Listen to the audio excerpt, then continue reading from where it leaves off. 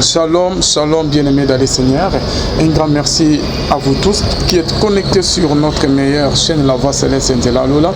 Eska Bonzambe et qui t'a naloye mon amalo apena misala Bonzambe na Bonzambe Lola ezo futa simana onto yoro bakenzama boto koye.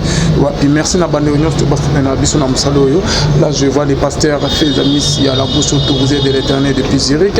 Na filo mukoya motema bivince de homo depuis Londres pena mama Gisèle Luke le motema papa Emmanuel na Boston. Les frères Papi Kongé na l'homme de Simango depuis Champ de Fonds. Topé sur Mbote Sika Ozola na biso. Bonzambe na Bonzambe Lola ezo futa bien aimé dans les Seigneurs simana onto ya ko bakenzama boto koye wa bien aimé. Toujours na cadre ya ko informer bino, toujours na cadre ya musala na bino, toujours na émission na biso qui est la vérité. Bien aimé ezali na moi bande commune batindeli na ba vidéo moi mingi concernant de Konabiso JF Ifonge oyo abengami l'homme de Dieu à qui j'ai beaucoup de respect. Ok, asali azomekempe ko chola neti nga ko finga neti nga na ebite ce qui problème ni naza nangona l'homme de Dieu Ifonge.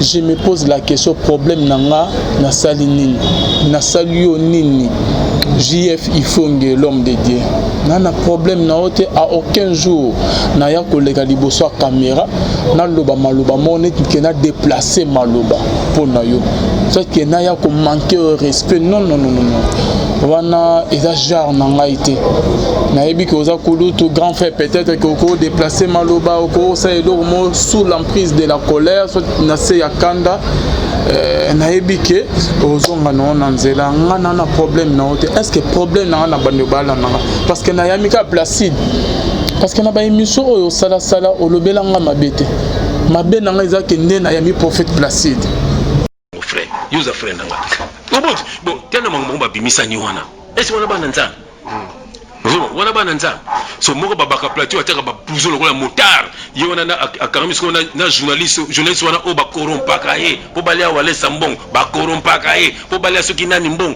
journaliste wana so ba komisko na ye ce sont des païens yo je so besoin mona nzana o bonzambe na bonzambe suki no wana ozara metiola yesa no biso suki ça ozara suki nete Ataka Curly. Ah, on peut pas. On sait la moi, mais non.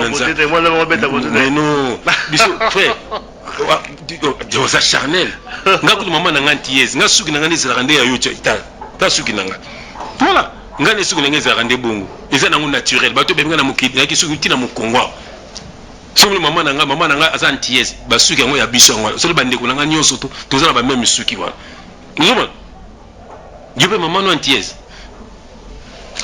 Voilà. Des gens comme ça passent à la télé parler d'un serviteur de Dieu. Dieu va vous frapper. Dieu va vous frapper. Dieu va vous frapper. Et au nom de Jésus-Christ, parce que monsieur frère, Paul a dit, je suis jaloux de vous. Une jalousie de Dieu. Voilà, tu comme na souka émission na biso, il y a le comme thème bolandi bino mona. Quand tu vois le balimbi sanga. Oui. Moi, je ne pas aller ça. C'est une invitation d'honneur pour qu'il aille. C'est pour lui qu'il ait la bonne relation. Alors, Babylon, j'ai fait un sala papa le vin. Nous avons sali ensemble. Il faut y aller. Ma frère Oyo, vous allez envoyer par Satan. Il faut y aller. Ah bon? Oui. Parce qu'on a dit à Finga Bakofi, à Finga Bafali, à Finga. On a dit plus de 50 émissions dans le land. On a Finga Nega Batouan. Bengi biso na ministère réconciliation. Héritier Azali Mopagano Nitolobaka. Mais a aussi besoin d'Isali. Si ton frère a péché, qu'est-ce qu'il faut faire? Benga héritier, prêche-lui la parole, présente-lui l'évangile des apôtres. Vous voyez? Alors, il y a un moment où on dit moi, dans l'émission, les alliances maléfiques. C'est yo pour l'andaraï vraiment. Ok. Mais il y a pas d'idée, papa. Tu l'as pas place nini. Ba pasteur il y a internet. Ba vivre là événement. Si nous savons pas, oh moi yemba boy, passer l'émission. Oh mutu monga la saki boy, passer l'émission. Papa, yo ministère nzamba peso kaka soka OK longo ebimika pamboye, yo kaka ozona ndaka pasa ba yish, olalo ba yi. Donc c'est ça ce qui tue l'église. Pour Nangaï, mission Nabiso, priorité à mission Nabiso d'abord de sauver les âmes. C'est que j'ai fait ça la rawan des arabes, ça va inciter ta fille à Rabadou. Soit qu'il n'a pas Congo, Bangalia, Abiga parce qu'en Europe, aux hommes en Europe, un homme qui se nomme frère. J'ai fongé, vous voyez, parce que moi je l'ai même contacté par les billets. Il y a allé à Limia, on va la Ranaïwana, on a confronté, tout ça la confrontation. Akimi débat. Akimi débat. Et puis ici bon on va dans ça les intena bana nzambe. Mais amoni ke bino bozo tamola bien te bozo groupe moko. Tingana na groupe te. Kasi denga sangisi bino ke amoni ke botamola bien te yanga yo dévaler bino et déranger yo. A dévoiler te, j'ai fongé c'est un hérétique. Vous voyez, dans l'enseignement, on a presque 75 vidéos on a téléchargé. Dans l'année, on a trouvé plus de 100 confusions dans l'enseignement. Confusion, confusion dans l'enseignement. C'est un égaré total. Banda, libanda, la parole de Dieu. Confondre ni pas bon nandenga mabete na mona makamalo baka ndeko na biso kulut o Canada na respect makasi na ye ezela na on nzela mais na zo comprendre te binomi bino boyo kanarate mais bozo samela nzambe moko te to samela na nzambe moko te comment ça se fait yo samela Satan ya samela Jésus j'ai fongé c'est un antichrist. Ah bon? Ouais, c'est un faux serviteur pour nanine azobo espier c'est ça ça baptême à liboso. Mais l'homme de Dieu c'est comme si yo ozali fort na liloba na connaissance ndenge bascrit ba pharisien bazalaki mais ndeko na biso il faut nge yazo ya na ba spirituel na spirituel na kibonzambe ce qui est révélé na ba révélation yo zo kangama na ba écriture mais tandis que bandero musu bible peso ba que les écritures tuent l'homme de Dieu. Mon cher Alvin Beya, aux serviteurs ensemble, il faut être à côté de la vérité. Il ne faut pas vous soutenir bah hérétique. Tu n'as soutenu, tu n'as au milieu du village. Yoka. Jésus-Christ à l'obiboé. La parole. Il n'a pas enseignement na écriture. Il faut qu'il y ait dans ma casse na molimo. Il faut que la molimo, c'est ça que la molimo. Allez à l'Amazon en très bien. J'ai fait des marches moi malade. Il y a beaucoup de partager. Akimi. Parce que avec ce toi ça on a apprécié. Donc il faut que azala bere belene ngazawana mais je vois que ça encourage quand on a un problème d'éducation, un problème de caractère, un problème d'enseignement. Qu'est-ce que nous devons faire? Il faut les aider. Comme il y a de nos sabbats publiquement avec 20 insultes, nous allons aussi les aider. Donc à partir d'aujourd'hui, il faut que c'est un serviteur fallacieux. Place les la 2 Corinthiens chapitre 11 verset 13 à 14 à 15. Donc ça dit c'est un serviteur déguisé, ça dit à Satan, il y a l'église il faut que wana pas bakadima parce que bakabwana osanganate ndenge pe bokabwani na banani baka placi te baka placi Tiffany te boni dans ma panzi bino te Roger Baka c'est un frère dans la foi na baki autre j'ai fongé c'est vraiment un enfant. Donc je peux énumérer bakambe belé pour un frère wana joki j'ai fongé avant non no abaté no makambo nzambe. Ayako sabatu nzamba lobelinga tu m'as versé hors contexte. Dieu m'a dit ce sont des choses afinga ngaka. Donc mon ki mutu mo bongo je trouve que ba azu ba base à malamute. OK? Azu ba base à malamute. Moi ceux qui sont qualifiés tout ça ba sataniste bon. La monnaie quoi bébé hein c'est vraiment un enfant. Frère si tu me suis là c'est Olandanga, nous allons oyebanona la doctrine de Jésus. Et maintenant la doctrine de Jésus. A éviter. Trio moi ba sorcier. Ouais ba sorcier. Alors sataniste Roger Baka. C'est qu'à fort Baka platine abi. Mais Dieu a ça ce qu'on a nabi bon na kota bina na vie finale. La l'année c'est un hérétique. Ah bon? C'est un hérétique, c'est vraiment un enfant il ne croit pas au baptême d'eau. Pour lui, baptême c'est spirituel. Mais quand déjà quelqu'un qui nie le baptême, mais c'est, il est vraiment un vrai sataniste. Bon, j'ai fongé, moi je trouve que c'est un bébé spirituel. Pardon? Ah, c'est un bébé spirituel. Ouais, non, c'est mission. C'est un bébé spirituel. Il a versé dans les Écritures, dans la connaissance collective. Il doit être enseigné. J'ai fongé doit être enseigné. Parce que, oui. Il n'est pas encore enseigné. Il n'est pas enseigné. My God. Donc, Azamouto a s'improviser rapidement. Les mal à Nézanine. Tout ça, c'est hypocrite. Parce que, comment on va dire, oh, maître Gims Akati, na papier atie makila asali pas na sata pas kimi à l'accidentité na e. Oh, c'est que pasteur Jay Fongue et les autres pasteurs balanda la mettre Gims. Ya tali il faut y atali mais ayoki ta dimina qui ayoki son. Remarquez comment il faut mettre Gims avec amour, avec maîtrise, avec ma réserve.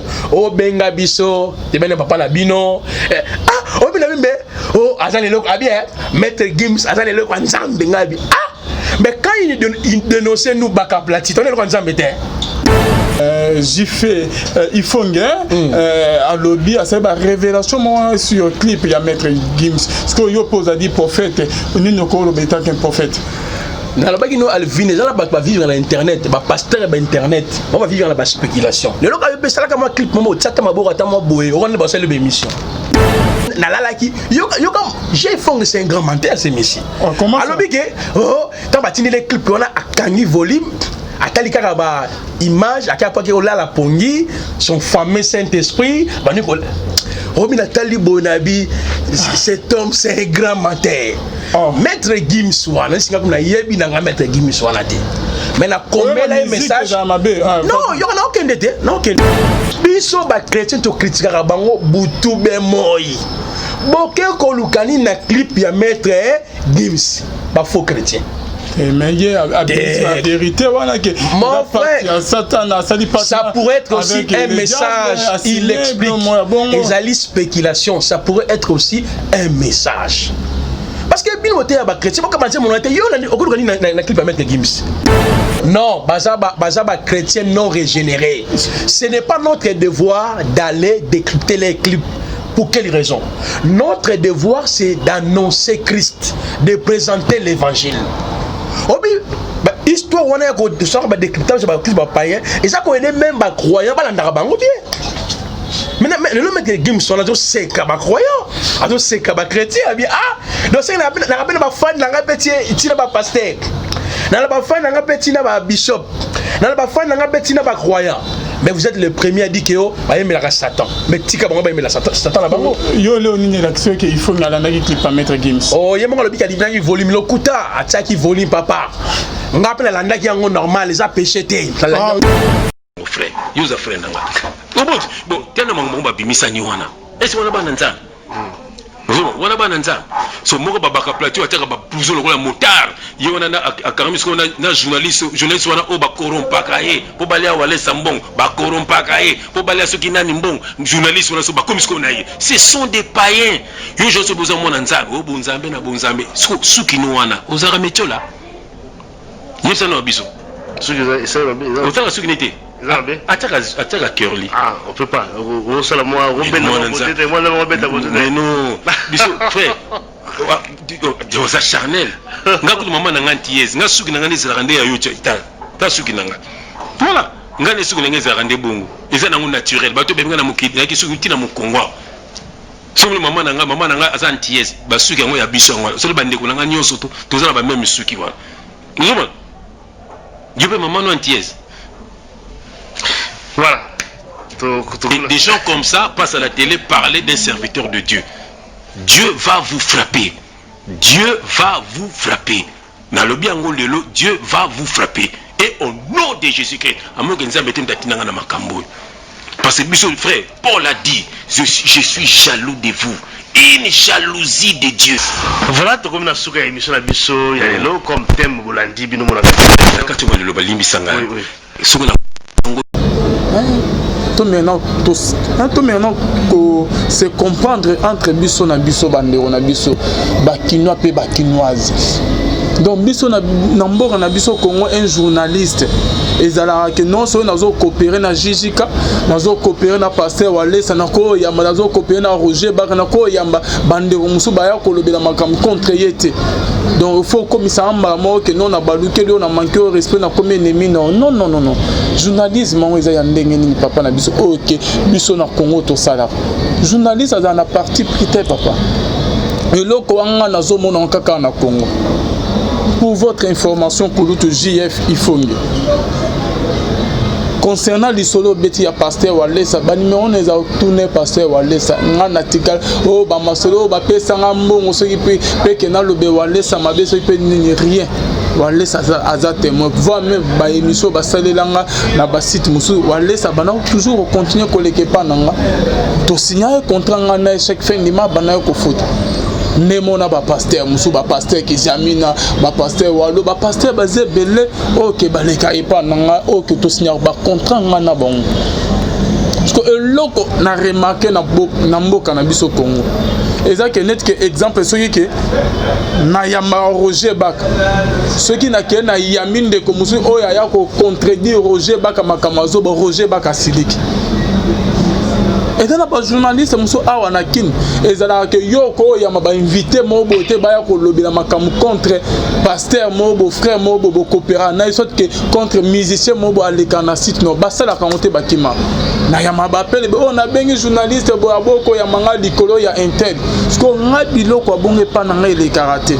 Ato zana ba million ndeni ato futanga ba mbongo ndenge ni et pas na ekolekate. Pour votre information, il y a eu d'autres personnes, d'autres pasteurs, d'autres invités, bah c'est retiré parce que na kenako ya mande comme boy. Net que Koulout n'a Roger Baka. Na bana ko ya mayamba to ba coopérer très bien. Tant qu'à amoni que pasteur Baraka bimi prison a bengi singa na yamie Roger Baka Silik a se retiré nanga.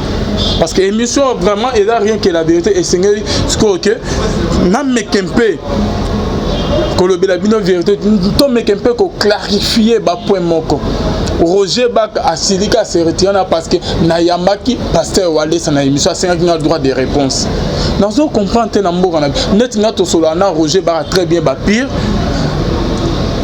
tozana e ba pire na ko yamba ndeko mususu o eke aya ko senga droit de répondre na émission na boya mais ba bloko tozo boya na ba musicien ya moki ne tozo mona ngosko na kibonzambe bien aimé donc ceux qui ozali journaliste au Kangamana Kofi yo okeneko ya so Kangamana Fali ko keneko yamba faire na émission na te so Kangamana faire ko keneko yamba Fali na émission te so Kangama ceux qui peut na hérité au keneko yamba ceux qui peut na émission na te biloko tozo mona moki biso ba chrétien corps de Christ tozo copiant bozo mema na kati ya corps de Christ ezama wa plein ezama wa mini bien aimé dans le Seigneur biloko to tikela mba o ya moki biso ba chrétien toza quand même net toza quand même ba exemplaire bien aimé dans le Seigneur net na yamaki prophète Placide ya ngone papa il faut aussi likedinga komi ko lebe mabe nanga okomo lo ke o ba corromparaye o aza fausse journaliste o atara ba kerli aza païen tala mutaboy na omodir bino nzama ko frapper bino bona nzama ko frapper nga papa il faut ngena mabe ninga na lobelio parce que na yamika prophète Placide mona tika ko lobelo mabe moko te soko mona émission mobo ebeti soli bakuta ke bakoma boye sepeli sorte na sengio ba esquisse liboso caméra limisanga mais moi la seule question que je me pose est que nga na salio ni papa ifoni toloba que les propos tenus dans cette émission n'engagent que son propriétaire et zanga mutuna lobi on te JF ifoni Placide mutalobi et la question que ma Placide a lobi que nandimi on soit ma Placide a lobi que nazar contre yon il faut nazar net encore avec sa position nanga été en dehors ya Roger Baka asika que na yami nanyoyos pasteur nanyoyos Baraka Mugisha a repris droit de réponse Roger Baka Silika se retira nanga bona bo alingasu kolega na ba émission nanga te bo benge bo tunai Walesa kutu bien aimé dans le Seigneur abana kutu ko futa mongo na contrat na ba élément na ebana ko leke pa nanga prix ya $1000 na bimission libosa TV mongo ebele mais na nima ke naza naître naza journaliste au milieu du village na sala musana nga ndenge sengeli bien aimé dans le Seigneur Guimo le kalongwa na ye na yambaye et parce que Walesa se retire il faut qu'on clarifie ba po mususu parce que na yamaki Guimo le mais ngai na lingi ke naza na dette morale mon côté na mutunanga na yebisa ba que non moi je fais que mon travail et ça que ceux que tous par rapport à Moussa mais ceux qui essayent de comment bo aya après ça et bima on dirait que non na comme journaliste na bino na comme on ni makambo bo ça na comme pire bino et ça bien té nandima yokutu ke na boyi mbongo ke naza au milieu du village na yama gimoleka aya lo baba makambo alobe électricité ki makambo gimoleka lo ba ke nandima kan naza au milieu du village na sali musala nanga bon mon qui très bien toujours na mama wale station un pas en arrière na Kazarema tant que pasteur Wallace Alexia ba image que Eding wa bongola ki motema to ya ko filmer to sala émission tant peu Eding peut ayo ko bima na hôpital a bengi biso to sala émission ayo ko ba emporter Wallace à plaindre to ke to ya mié exactement que ceux qui ont coopéré na pasteur mo coopérer na nanimo il faut comme ça pire que ko ko yama bande ko mususte OK bani ba ça droit de réponse soit que baloba makamo contre makamo aloba wana za ki bonzambete hein to longo kuna e pa nani ba pasteur basé bien na ba musicien bien aimé rancune incompréhension dans accord du Christ dans ndengeni donc yo ndengo le kaka e pa ndeko na biso Alain côté kuna na poto na Belgique oleka et pas Alain na sito ya tolanda papa il faut nge donc Alain ce qui placé à voyager ayo kuna na poto donc papa là a droit ko yamba été une façon qui communique que journaliste soit yamao Alain ayami placé c'est que aussi que là pas comme hôtel et dans le sens à ta mort t'es bien aimé dans les seigneurs baloba mabe pona yo baloba bolan pona yo yo talelaka nzambe ceux qui ont na eloko se reprocher te nzambe ye moi s'en charger na makamno un vrai homme de Dieu a lukaka justification ya mokilo ete luka nzambe a rendre yo justice na yebi te soki mabeni na lobela na émission na lobela JF ifonge na lobela rien car parce que na yami Placide de ba vidéo nyonso faut ko ça à chaque émission aux chrétiens aux journalistes ba corrompaka ada païen ki bonzambe zate lo les autres futa na kimoyibi lo les autres futa na ba kerli bo na bo nyonso wana oyo lobi wana ngana salio nini na Alain Alimia place ayambaka yo lelo so Placide aye kuna yama c'est ka robo net ke ayambaka il faut nge akolinga ko yama Placide te parce que ayambaka yo botika kozwa ba journaliste en otage ko s'il vous plaît hein nga eloko wana ne pas na ngele ka jamais otika obenga musicien mo pasteur mo aye biso ke alivina dans na parti pris eloko wana le ka atozo ya na ba millions ba pasteur ebele ba longo pa na ba sa su ba émission te ba le ka su ba prédication na ba tina ran su te parce que na yama bande mo bo ba ko le bila mabesi bon parce que na yama bande mo bo ba singa droit de réponse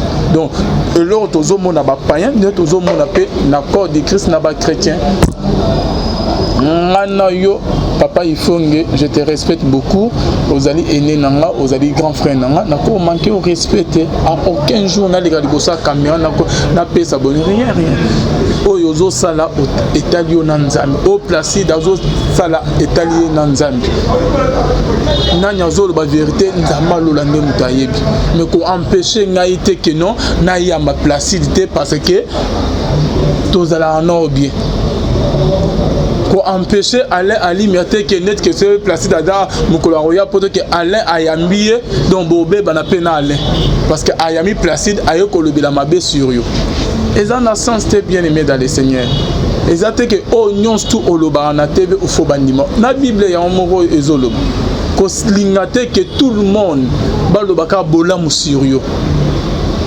hein? Jésus-Christ que tu vas finir, ba Paul ba chola ba Pierre route kolobate.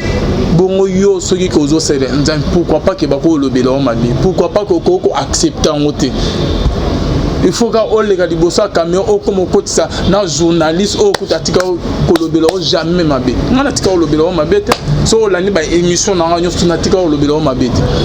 On attend comme on a rien na yaka na sali ba émission ba monteur ba vu ba ki ko monter ba titre ba publier exacté que non na rien rien en tout cas on a ça là qui on m'a bien dit misanga mais il faut toyer ba que journaliste a sengeli azala au milieu du village azawana te que parti pris bona bon non et le retozo mon amboka na biso yango wana tinde que papa il faut ngasiliki bo parce que na yami Placide journaliste azalara na parti prité mabeni na sainde na yami prophète Placide ayo kolobela kolobela makam oyoke peut-être que oyo zo bezana nzela te tali Placide tali ngate bien aimé dans les seigneurs mabe nanga ezali wapi.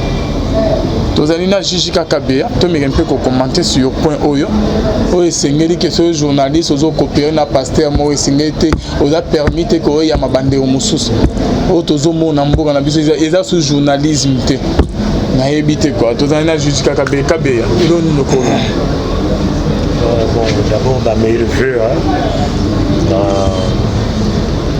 Batunion sur Bazali branché pour l'instant. Mobu ezakosila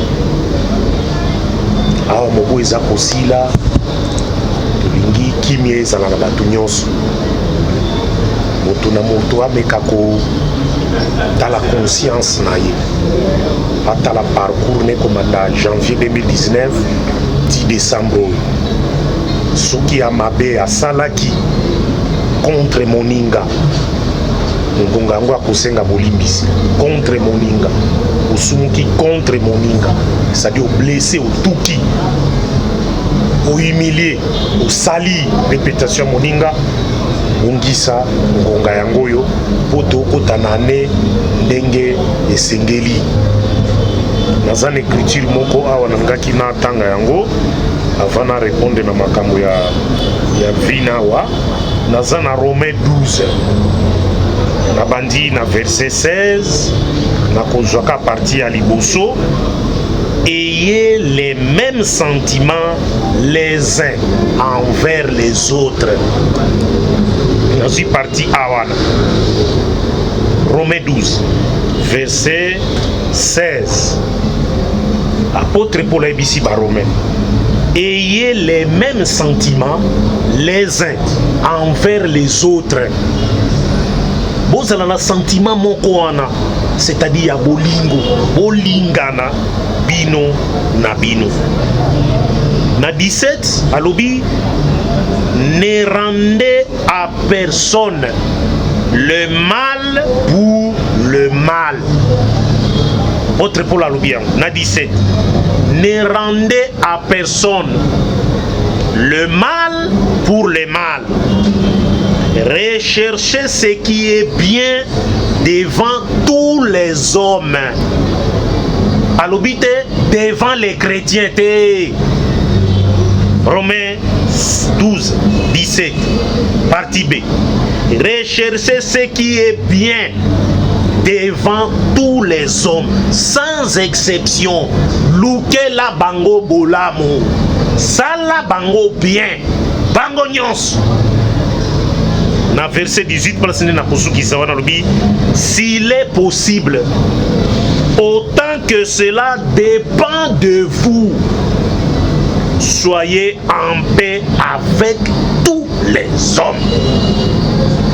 À répéter, Romains 12, 18.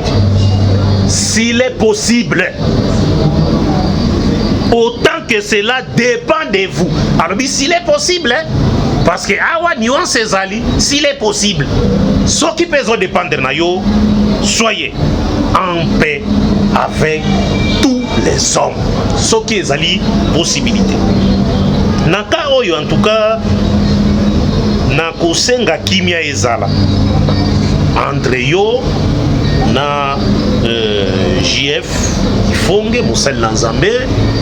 C'est quelqu'un qui a été dans le quartier latin, il a Kofi Olomide et qui a fait la pluie et les beaux temps, un artiste fervent et extraordinaire.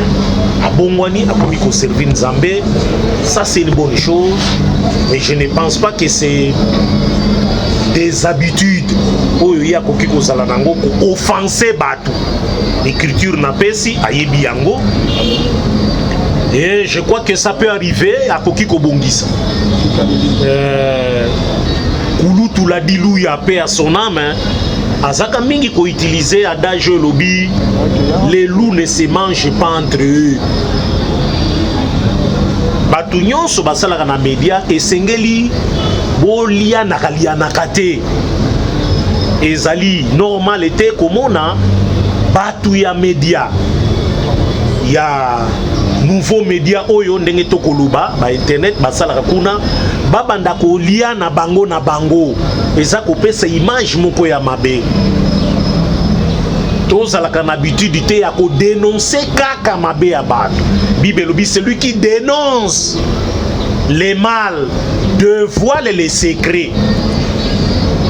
Tozala nde koluka bomoko, tosangana face ya monguna oyo azali Satan. Ndeko Alvin, journaliste, il faut asala mosala na ye conformément na déontologie et éthique professionnelle. Namoni ndenge on se plaindre rebelle. Ah ouais, je crois que nalekaki une fois ici avec loi ya presse. Nakati wana article 67 et l'obio etali droit de réponse. Journaliste akoki kopesa droit de réponse na mutu moko akoki koya wa se sentir lésé na élément moko audiovisuel to écrit to audio oyo azalaki cité mingi na kati, il peut venir pour kopesa droit de réponse. Mais ezali musala journaliste c'était ya koyamba bato oyo bazoya ko s'attaquer na ba individu bisika bazali ko provoquer bango, ko humilier bango. Ce n'est pas le rôle du journaliste. Journaliste musala ezali ndeko collecter information, ko traiter information, puis ko diffuser yango. Il faut ça lango dans l'objectivité. Journaliste ça la comme ça la dengo. Journaliste a quoi za la te muto oyo principe moko ya déontologie lobi yango azali ko zwa dictat ya mutu moko songolo to apesie kanyaka pote a dénigrer to a sale loko moko en faveur na ye wana za sous journaliste te ayebi déontologie la musala la bisote bocha ye pembe. Journaliste akoki kozala objeté ya menace ya quiconque pour asali musala nebo, y compris ya président de la République, y compris ya président de la République.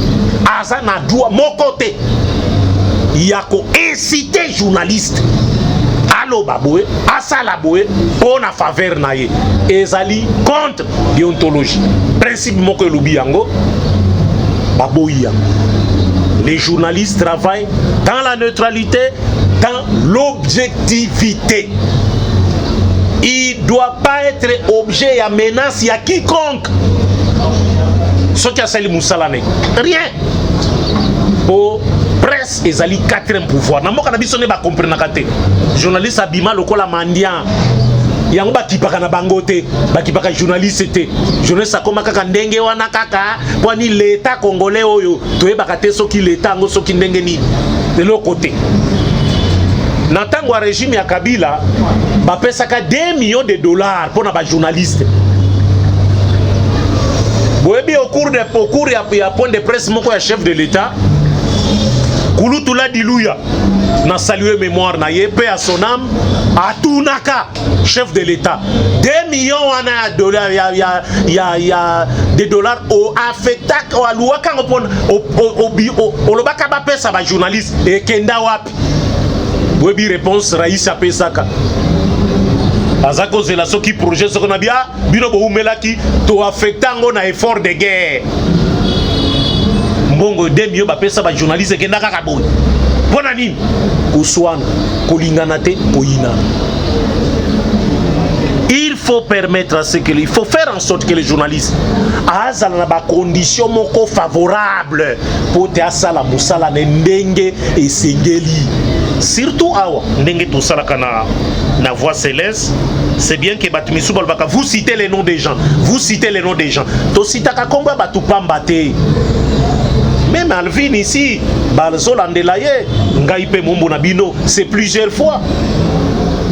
Ngaï n'a pas contre Passer Moïse Biété. Non, non, Olongola Makanisiwan n'a pas contre.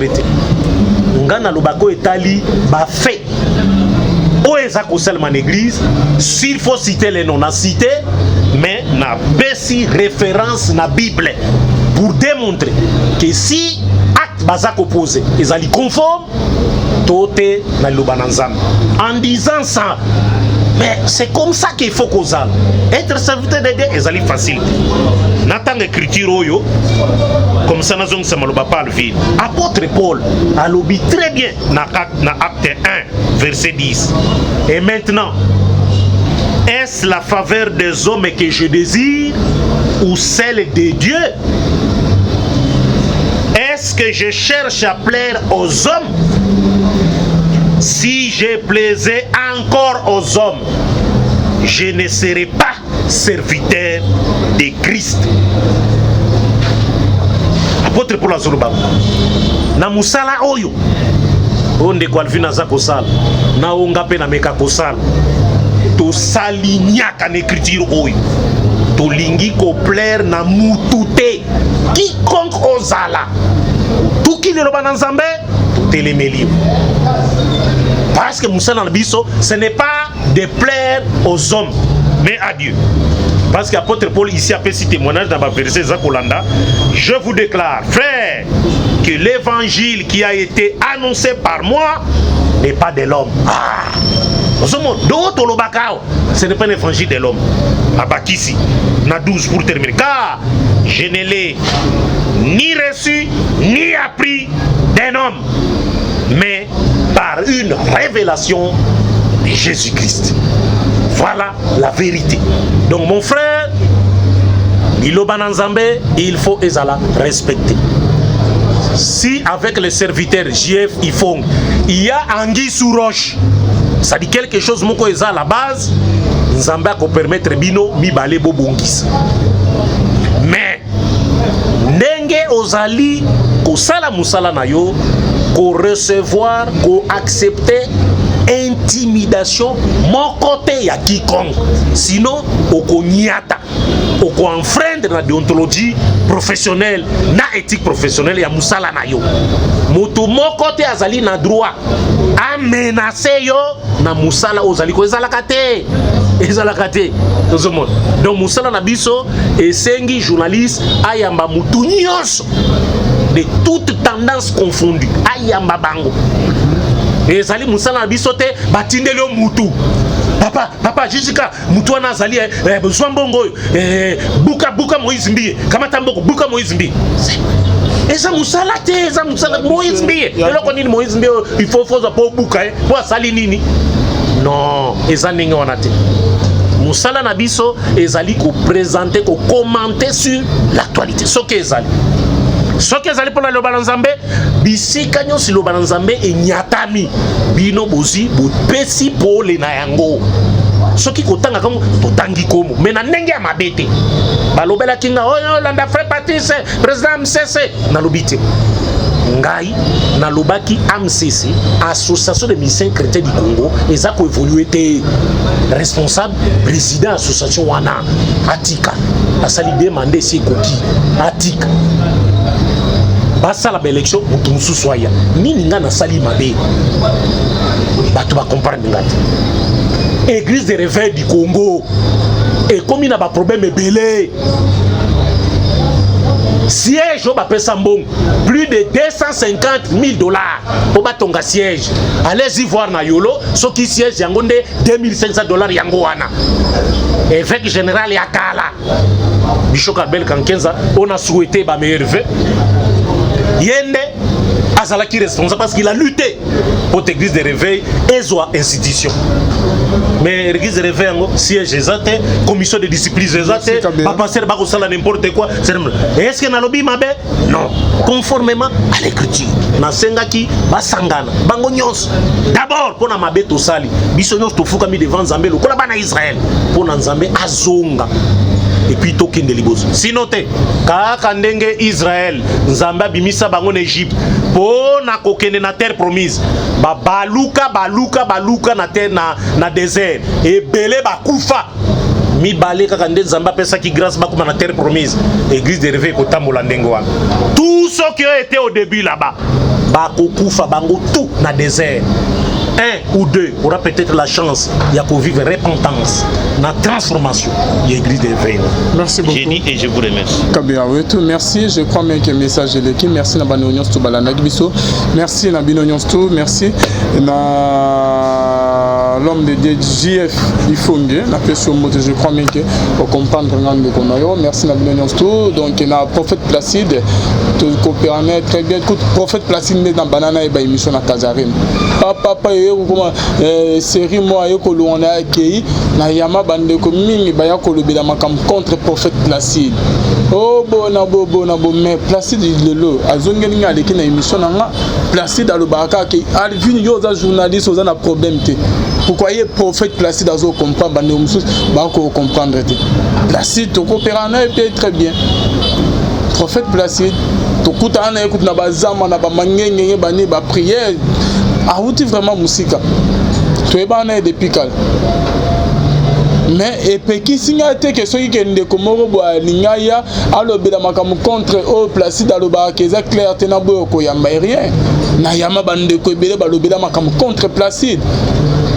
Mais Placide a compris que non, je suis journaliste, je suis au milieu du village, je fais que mon travail. A bengane bande wanga ite le loyo a outi ozonge na to komo lexana ya komo le rappel na ba émission nanga. A comprenant que journaliste azo samusalane tout tambola bien na kobanga nza pe to comprendre rôle ba journaliste ezanime nazan ndenge mona ba journaliste mususte o ezala non net ba solana ndeko te pasteur bo frère te ababengo te mona ya moeza te o ya ko bela makamo banini contre Roger Baka mona lobela na ya moeza te o ya ko telemela makamo Roger Baka aloba mona ya moeza te o ya ko telemela makamo walesa loba mona ya moeza te o ya ko te makamo Placide aloba mwana ya moeza ezate o ya ko te makamo Kizamina aloba makamo tomoka aloba walo misenga ba musicien non moi je suis pas comme ça toso na ba musicien nyonso très bien na yeba na ba pasteur nyonso ba ye ba sala ba komo très bien ba o ba se retirer na parce que ba mona ke nga nazala journaliste ba jo anteke na kanga marayo na komo kumisa malgré ko zo pesa ba mbono na kumisa o libosa caméra o komisa un journaliste na yo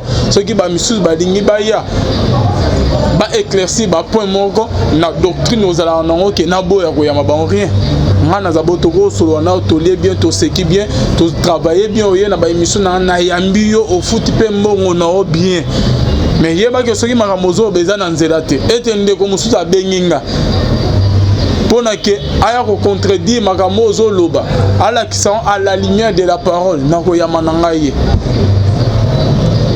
Moi je suis comme ça, na journaliste me souvenir se comportera te na bona ya roza na dette morale na linga ke nazala droit quoi nazala loyal donc nazana mabe mon asali l'homme de Dieu JF il faut na sali o mabe moko te na problème na yo te papa donc na linga o mingi na modèle o te ya modèle o ba en tout cas na appréciation na appréciera yo mingi koleka papa JF Ifongue et longo nande ko na biso confrère papa Alain Alimia place olekara na pesi pe mbote sikezali donc ceux qui na yeko na yaki na Belgique cette fois-ci peke na ceux qui na zongi parce que na zo ya lusu na roluka JF Ifongue na ya mona émission to ça l'émission na Robert bande nyonso soki ko okoninga koleka te ne ba passer muso ba se retirer un problème exact moi je suis Alvin je resterai toujours Alvin et longo na nzambe na mabe nzamba tikanga mabe nzamba se retirer na net ke nzamba zananga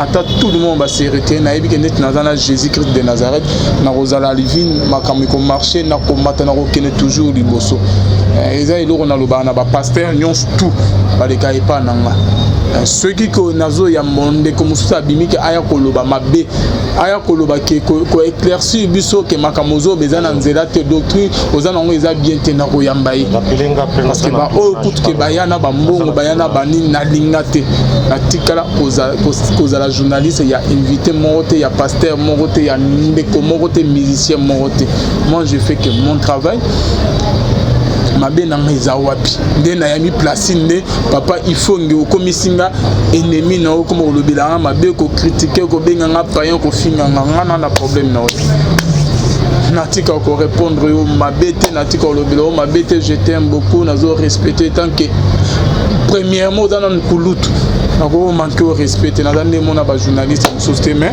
so mona ikelo mona sala ki bona boya mabebe tsoli bakuli misanga mais pour ko empêcher ngana ya maba pasteur te ba prophète Placide te ba Roger Baraté ba ning wana est impossible quoi parce que ba pasteur o ba yebana kutu ba musicien kutu ba yebana o ke ba pesa ka ba na bambo na bango na telemela bango na point wana na lobaki natika toujours au milieu du village nalinga bongo te quoi. Merci beaucoup Placide ceux qui aillent na royamaye toujours nga natika olobela mabete ceux qui aillent aloba ke vérité o yazo mona ke vérité par rapport ya doctrine na ye na doctrine yoza nango na royama nanga yeka c'est ce que na yebisa pe ba pasteur muso o ke ba se retira na ba émission na ba lekate ba kata ba contrat ba pasteur nyonso to boyeba ke ba banda ko leka la voix céleste pas nanga na ba misina na ba frère o ke bomona ba on susté ba se retira parce que ba mona ke ba na ba mbo na ba on ke toza na ba mona tiki o dingi bongo te non je m'en fous ngana na nzambe ngana lité ke na da na dette morale na lité ke na ya koza ke journaliste mona da ke journaliste na da na parti pris na boya ba proposition na ba mbongo na bango ebele ya ba musicien wana tikala toujours au milieu du village bon kaka yo papa na biso il faut to yebani très bien yo kuto c'est la mbongo to futa à chaque fin du mois que to signer contrat